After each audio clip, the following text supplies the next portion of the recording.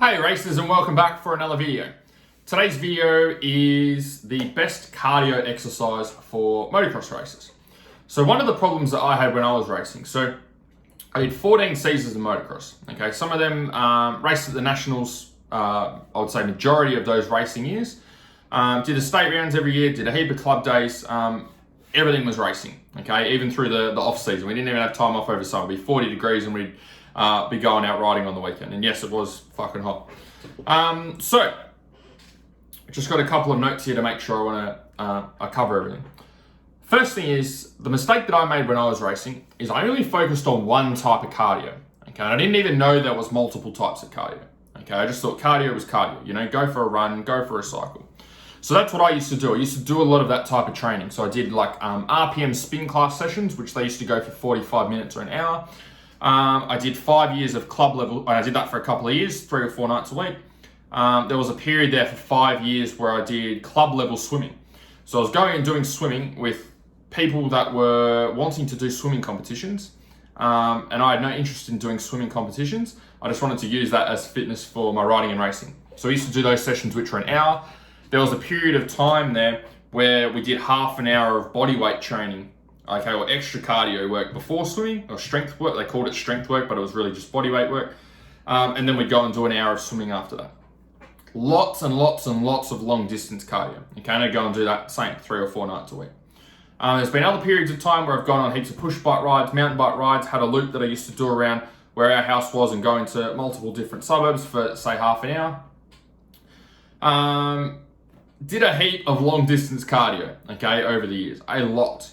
Now you would think with all of that long distance cardio, you would go, okay, well, surely if you've done all of that swimming, you know, all of that cycling, all of that riding, that you would be able to do a 15-minute moto on a motocross bike. And the thing is that I couldn't, okay? I would still get to the track and still have a problem on race day, specifically on the really rough tracks or the sand tracks, where it was really physically demanding. I still wasn't able to put in a solid 15-minute moto flat out from start to finish when the track was rough. Okay, at the start of the day, I'd be all right. Practice and probably race 1. Race 2 and race 3 is where I'd really struggle. Okay, especially at the end of the day. Because I'd be carrying all that fatigue from the start of the day to the end of the day, and obviously the track's 2, 3, 4 times as rough as what it was at the start. So that's what I would find challenging. Now, when it comes to cardio, there's 2 types of cardio. There's anaerobic and aerobic. Okay. Now, all you need to know with those 2 is anaerobic is the energy system that your body uses, or the energy system that your body uses for short, sharp, intense periods of effort. Okay, so to give you an example, let's say I got you down to the park. I went down to the park, so I just need you to sprint flat out as hard as you possibly can. There's no finish line. I just need you to sprint as hard as you possibly can. What you would find is that after the first 2 minutes, okay, your level of intensity will start to drop off. You'll start to run slower, okay? The longer you run for, the slower you tend to get. That's if you're going 100% all out effort. And then what happens is we start to get into a little bit of a pace or a routine, and then we hold that same intensity. We can hold that same intensity for a relatively long time.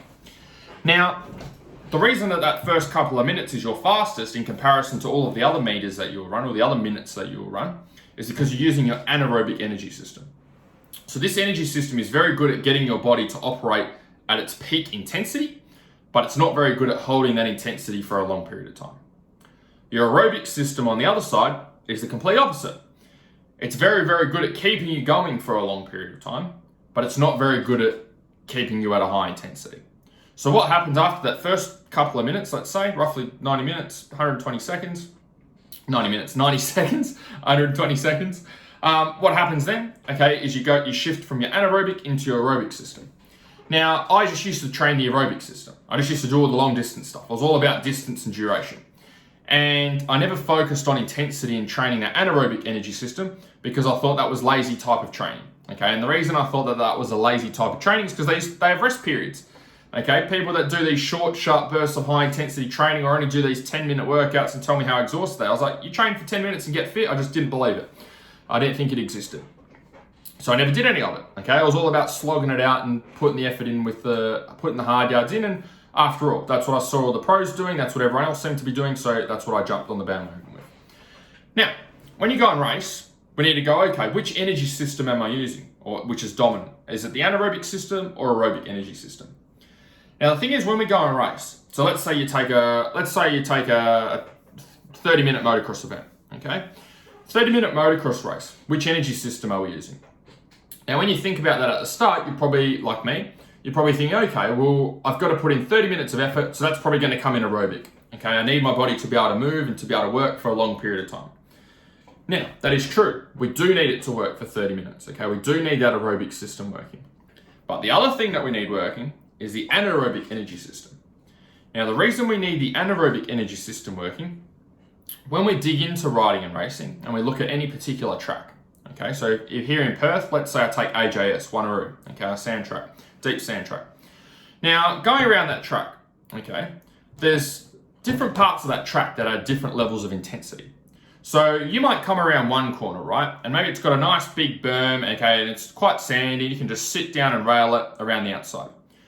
Effort-wise, like fatigue-wise on my body, it doesn't cause me much fatigue to go around a big sandy corner with a big berm and just stick my foot out. Okay, take very, very small amount of fatigue it's causing my body. In comparison to coming around that corner and then having a whole heap of big whoops that are built up during the day. We're going over those whoops where the track's trying to kick the bike everywhere. I'm trying to keep the bike in line. I'm trying to keep momentum going forward. I'm trying to keep over the back of the bike. You're really having to fight the bike in comparison to that previous corner. So what's happening there is you're going from something that causes very little fatigue to something that's very intense that causes a high level of fatigue. And as we go around the track from corner to corner, jump to jump, section to section, you're going from high intensity, lower intensity, higher intensity, lower intensity, higher intensity, lower intensity, okay, within a lap, within different sections of the track. So that's the anaerobic energy system working. That's where we're, okay, I've got a big set of whoops coming up. I've got to give it absolutely everything for this set of whoops, okay? That's when that anaerobic energy system is kicking in. So ultimately, to be a fit rider and racer, you need both of these energy systems working, okay? You can't just be doing anaerobic and not aerobic training, and you can't be just doing aerobic and anaerobic. If you want to be at your best, you have to have something that's working on both of those energy systems. How do you do that? So, to work on the anaerobic energy system, this is what I thought was lazy man's training, but turns out if you do these workouts properly, they're actually harder than the longer distance stuff, is use interval training. So if we use running as an example for today, anaerobic energy system, how do we train that using running? The way that we would do that is you'll go down to the park, okay, and you could map out, say, 400 meters. You would sprint the 400 meters, get to the end, rest for 2 minutes, go again. Sprint 400 meters, rest 2 minutes, go back to the start. Sprint 400 meters, rest 2 minutes, and then go back to the start. Now you can do anywhere between 10 to 20 minutes of intervals of those for that, for that workout to be effective, okay, for you to be able to see progress. If you want to train the aerobic energy system using running, then we do the opposite. We need a longer duration of exercise at a consistent intensity. So you could go for a 20-minute run and just jog. Okay, I'll go for a half-hour run and just jog or run for the 20 minutes, half hour, or even longer if you enjoy running. The whole goal there is we're not, with the 400-meter sprints, we're going as hard as we can and then resting, and going as hard as we can and then resting.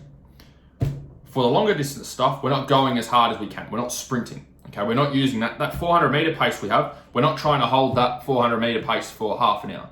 We're dropping the intensity back and we're working for a longer period of time. So it's just knowing what your goal is with training and what the goal is with the specific workout that you're doing to be able to work on both of those energy systems. In terms of the equipment that you use, the equipment is not nearly as important as the protocol that you use with that equipment. So like I just used running there. Running can be a great tool for developing both of those energy systems. But you can use also a rowing machine and do the same thing. You could use a treadmill and do the same thing. You could use an assault bike and do the same thing. You could use a ski erg and do the same thing. You could use a cross trainer and do the same thing. Okay, the pieces of equipment that I recommend or that I use with our riders, the two specifically, are a rowing machine and either a spin bike or an assault bike. The reason I use those two is because a rowing machine is low impact. Okay, it also uses your upper and lower body for conditioning, rather than like the exercise bike just uses lower body, or running uses mostly lower body. And the reason I use an assault bike or an exercise bike, again, relatively low impact. If we can use the assault bike, if you've got access to one, that's great. You can use your upper body and lower body. The reason I don't use any running with our riders is because it's high impact. And the goal for our riders is not to get good at running, okay? It's not to run a marathon, it's not to be the best runner, it's to be fit on the bike. So if there's any time that we can use a lower impact activity to get the same result in comparison to a high impact activity, then we always want to, in my opinion, we want to use the lower impact activity because it reduces the chance of injury and niggles coming up that are going to affect our training. So that's it. That's how you train both of those systems. Hopefully you found that helpful. As always, if you'd like some help developing your aerobic and anaerobic energy system and all the stuff I talked about in this video, feel free to apply to work with me. I'll put an application link either up here or down here. If you fill it out, it'll ask you a few questions about what you're working towards, and then we'll go from there. Otherwise, hopefully you enjoy this video, and I'll chat to you guys soon. See ya.